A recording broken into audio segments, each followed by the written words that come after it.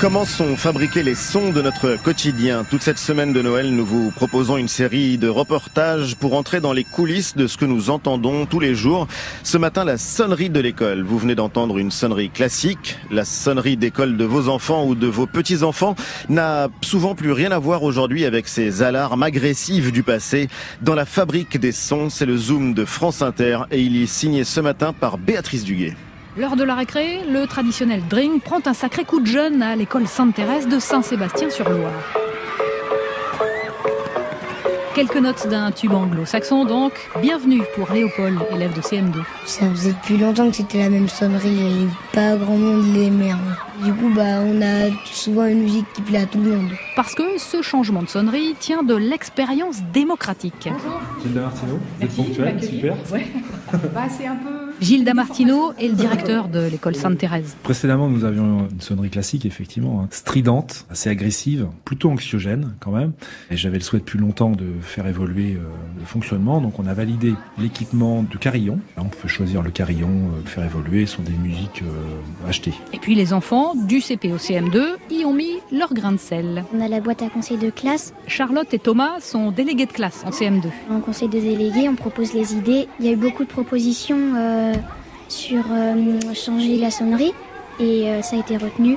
Donc on a changé la sonnerie. On avait une feuille qui est passée dans toutes les classes et on a pris du temps pour choisir des musiques que des personnes voulaient. Les enseignants ont fait un peu de tri dans la liste avant que les élèves ne votent.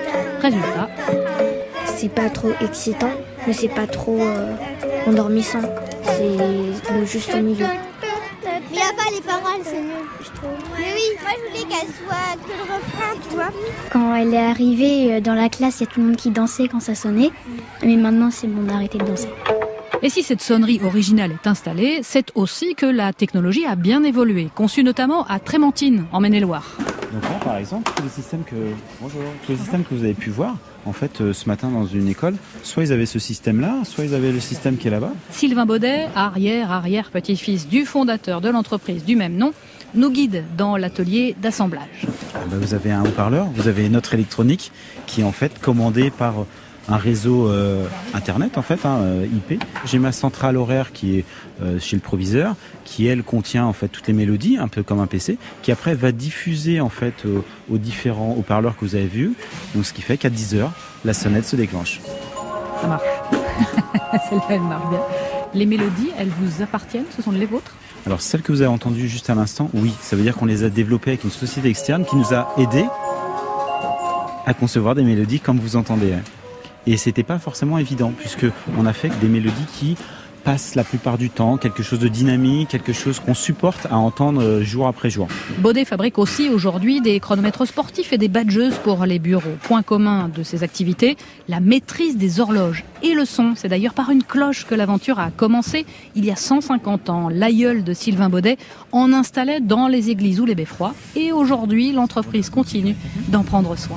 Une cloche, quand elle arrive chez nous, en fait, elle a vécu. Elle a vécu. Elle est abîmée. Et elle a besoin, en fait, qu'on la soigne. On n'est pas fondeur. On les répare. Le plus souvent, c'est le point de frappe à l'intérieur de la cloche, on va le voir. Il est usé avec le bâton. Ça sonne pas fort, mais... Donc là, il y a une protection, c'est pour ça qu'elle sonne pas brute, en fait. La cloche perd sa note. Donc, il faut qu'on la remette de la matière pour qu'elle récupère sa note. Pour la réaccorder. Exactement.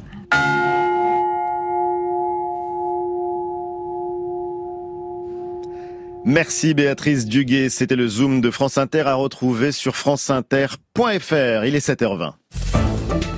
Le 6-9 sur France Inter.